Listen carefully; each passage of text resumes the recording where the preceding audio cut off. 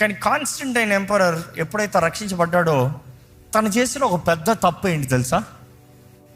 తప్పనే అంట. ఏంటి తెలుసా? ఒక లా పాస్ చేశాడు.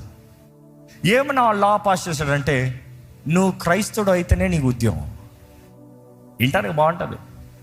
నువ్వు క్రైస్తవుడు అయితేనే వ్యాపారం చేయగలుగుతావు. నువ్వు క్రైస్తవుడు అయితేనే నీ గవర్నమెంట్ జాబ్, అంటే ఎంపరర్ దగ్గర రోమ్లో జాబ్స్. నువ్వు క్రైస్తవుడు అయితేనే నీకు ఈ ప్రివిలేజెస్. ఆయన ఇన్ఫ్యాక్ట్ ఏమన్నాడు, ప్రతి ఒక్కరు క్రైస్తవులు అయిపోవాల్సిందే అని లా పెట్టాడు.